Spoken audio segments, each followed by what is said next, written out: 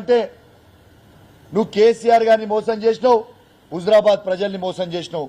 ఇలా నువ్వు ఎంత పెద్ద మోసగాను అంటే కేసీఆర్ని ఏ విధంగా అయితే మోసం చేసినావో నీతోని వచ్చి టీఆర్ఎస్ ఇష్పెట్టి టీఆర్ఎస్ బీఆర్ఎస్ ఇష్పెట్టి టీఆర్ఎస్ 20 ఏళ్లు జెండా మోసిన కార్యకర్తలు టీఆర్ఎస్ ని ఇష్పెట్టి నువ్వు మబ్బెపెట్టి పైసలు ఇస్తామని ఆశ పెట్టి వాళ్ళని తీసుకొని పోయినవే, ఇలా వాళ్ళని కూడా మోసం చేసినావు కదా నువ్వు. 20 ఏళ్ల చరిత్ర వాళ్ళు ఉద్యమం చేసిర్రు, టీఆర్ఎస్ పార్టీ జెండా మోసిన వాళ్ళని మోసం చేసి తీసుకుపోయి నీ 2021 ఎలక్షన్ తర్వాత కనీసం ఒక్కరినన్నా నువ్వు పట్టించుకున్నావా వాళ్ళని?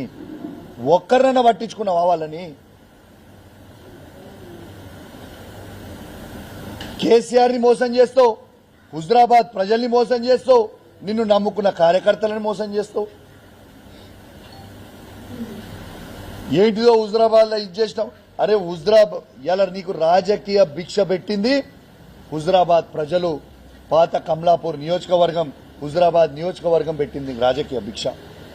అట్లాంటి రాజకీయ భిక్ష పెట్టిన హుజరాబాద్ నియోజకవర్గంలో నువ్వు ప్రజల్ని పట్టించుకోకుండా ఇష్పెట్టి పోయి మల్కాజిర్లో పోయి నిలబడి హుజరాబాద్ ప్రజల్ని ఇష్పెట్టేసి ఇలా హుజరాబాద్ వాళ్ళు అన్నం పెట్టిందనే సబ్జెక్టు మర్చిపోయి మా షామీర్పేట్ గడ్డ అంటున్నావు. అరే వా, నీకు రాజకీయ భిక్ష పెట్టిన హుజరాబాద్ ప్రజల్ని మర్చిపోయి మా షామీర్పేట్ గడ్డ అంటున్నావు. అరే వా, చాలా అద్భుతంగా చెప్తున్నావు.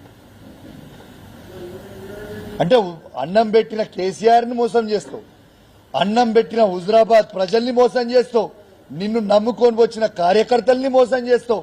నువ్వు మోసగానివా కాదా అని నేను అడుగుతా ఉన్నాను. కానీ నేను చెప్తా ఉన్నా, టీఆర్ఎస్ ని ఇష్పెట్టి బీజేపీలో పోయిన ప్రతి కార్యకర్తకి నేను చెప్తా ఉన్నా,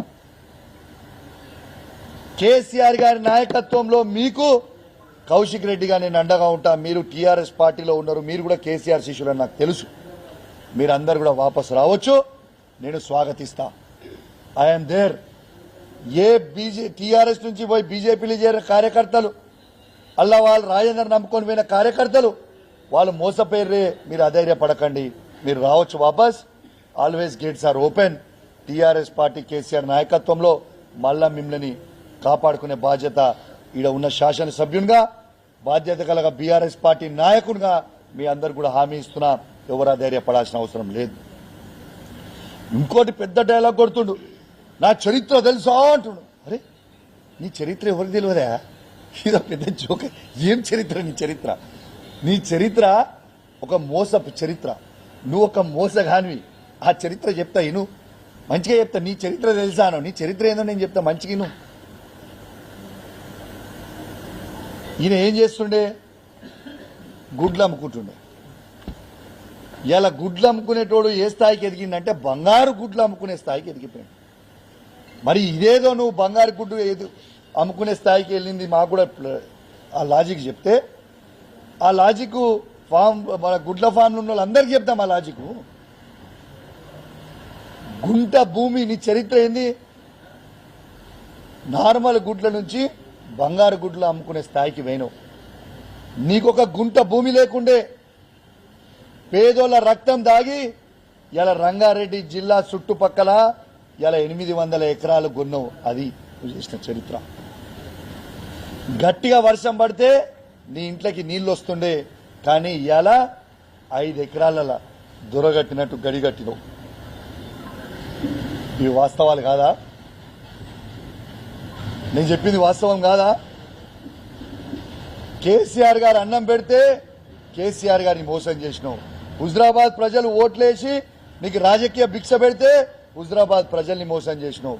నిన్ను హుజరాబాద్ చీగొట్టింది, గజ్వేల్ చీగొట్టింది. రేపు మల్కాజిరి ప్రజలు కూడా చీగొట్టడానికి రెడీ ఉంటే కొత్త నాటకం చేసి మళ్ళా హుజరాబాద్కి వస్తా అని చెప్పి అబద్దాలు చెప్పి మోసం చేస్తా ఉన్నావు ప్రజల్ని. నువ్వు చేసింది ఏముంది హుజరాబాద్కి? నువ్వు చేసిందేంది? నువ్వు బీసీ ముసుగులో ఉన్న దొరవి, బీసీ ముసుగులో ఉన్న దొరవి. నువ్వు కేసీఆర్ని విమర్శించే స్థాయిని కాదు. మళ్ళీ ఏం మాట్లాడుతుండే దాంట్లో? నేను బీసీలకి ఇది చేసిన, బీసీలకి భవన్ చేసిన. నువ్వు భవన్లు నువ్వెట్లా కడతావో నాకు అర్థం కాదు. ముఖ్యమంత్రి కేసీఆర్ అయితే కేసీఆర్ భవనాలు కడతారు తప్పితే నువ్వేడా భవనం కడతావు? నువ్వు భవనాలు కట్టాను కదా బీసీల రాష్ట్రానికి. రాష్ట్రం తీసిపెట్టి పక్కకు పెడదాం. ఈ హుజురాబాద్ నియోజకవర్గంలో మండల్ హెడ్ క్వార్టర్లలో ఏ ఒక్క బీసీ భవనం అన్నా నువ్వు కట్టింది నాకు చూపిస్తావా? ఒక్క బీసీ భవనం నువ్వు కట్టింది చూపిస్తావా? నువ్వు బీసీల మీద ఏదో బాగా ప్రేమ ఉందని చెప్తున్నావు. ఒక్క బీసీ భవన్ హుజురాబాద్ నియోజకవర్గంలో హెడ్ క్వార్టర్లో ముదిరాజ్ బిడ్డలకైనా, యాదవ బిడ్డలకైనా, కురుమల బిడ్డలకైనా, గౌడ బిడ్డకైనా, పద్మశాలి బిడ్డలకైనా, ఎనీ బీసీ కమ్యూనిటీ రజక బిడ్డలకైనా ఒక్క కమ్యూనిటీ హాల్ నువ్వు హుజురాబాద్ హెడ్ క్వార్టర్లో కట్టించింది చూపిస్తావా? హుజురాబాద్ లో కట్టుడు శాతగాలే కానీ రాష్ట్రంలో కట్టినట్టు. అరే వా, సిగ్గు లేకుండా మందికి పుట్టిన బిడ్డలు నాకు పుట్టిరని చెప్పుకుంటున్నట్టు ఈటల రాజేందర్ గారి వ్యవహారం అట్లా ఉంది. బాజాప్తు బీసీలకి ఆత్మ గౌరవానికి ఎవ్వరు ఊహించుకోని విధంగా ప్రతి కులానికి కేసీఆర్ గారే కట్టించారు బీసీలకి. గుర్తుపెట్టుకోండి, ఇది వాస్తవం. దిస్ ఈజ్ వాస్తవం. ఇలా ఈటల రాజేందర్ గారు ఏదో నేను బీసీ నాయకుడు అని చెప్తుండు. ఈటల రాజేందర్ గారు మీ సొంత అబ్బాయికి నాకు చెప్పడం ఇష్టం లేదు, కానీ ప్రజలు అనుకుంటున్న విషయం నీకు చెప్తా ఉన్నా. నీ కుటుంబ సభ్యులను ఏదో అనాలి, ఏదో దూషించాలని నా ఉద్దేశం కాదు. కానీ నువ్వు ఏ విధంగా మోసం చేస్తున్నావో, ప్రజలు ఏ విధంగా అనుకుంటున్నారో, ప్రజలు అనుకుంటున్నా ముచ్చట నీకు చెప్పాలని చెప్తా ఉన్నా. నువ్వు నీ సొంత కొడుకు పేరు ముదిరాజ్ అని పెట్టుకోలే, నీ సొంత కొడుకు పేరు రెడ్డి అని పెట్టుకున్నావు. నీ బిడ్డ పేరు ముదిరాజ్ అని పెట్టుకోలే, నీ బిడ్డ పేరు రెడ్డి అని పెట్టుకున్నావు. నిన్నగాక మొన్న నీకు పుట్టిన మనుమని పేరు కూడా ఆఖరికి రెడ్డి అని పెట్టుకున్నావు. ఇక నీకు బీసీల మీద హక్కేముంటుంది బ్రదర్? నేను ఛాలెంజ్ కడుతున్నా, ఈటల రాజేందర్ గారు సవాల్ విసురుతా ఉన్నా. కమలాపూర్ పట్టణం నుంచి ఆయన ముదిరాజ్ సోదరులు ఆయన ముదిరాజ్ చుట్టాలని ఇంటికి పిలిచి నువ్వు ఏనాడైనా నీ డైనింగ్ టేబుల్ మీద కూర్చోబెట్టి ఒక్కరోజన్నా భోజనం పెట్టినవా చెప్పు? ఏ ఒక్క ముదిరాజ్ బిడ్డకైనా మీ చుట్టాలని తీసుకొచ్చి భోజనం, వాళ్ళ ఇంటికి వస్తే చీడ పురుగులు చూసినట్టు చూసి వాళ్ళని బయటికి పంపించినావు. ఇది వాస్తవం కాదా? లేదో నేను హుజురాబాద్లో బాగా చేస్తా, బాగా పోతా అని మాట్లాడుతున్నావు. నువ్వు చేసింది ఏంటిది? నువ్వు పోయేది ఏంటిది? ఇక మధ్యలో మాట్లాడుతుండు బండి సంజయ్, కౌశిక్ రెడ్డి కలిసి తిరిగిర్రు, నా మీద కుట్ర చేస్తురు. అరే పిచ్చోడా ఈటల రాజేందర్, బండి సంజయ్ ట్రాప్ లో నువ్వు పడ్డావు. బండి సంజయ్ ట్రాప్ లో కౌశిక్ రెడ్డి పడరా బాబు, గుర్తుపెట్టుకో. బండి సంజయ్ ట్రాప్ లో నువ్వు పడి ఆగమాగమైతున్నావు నువ్వు, నేను కాదు.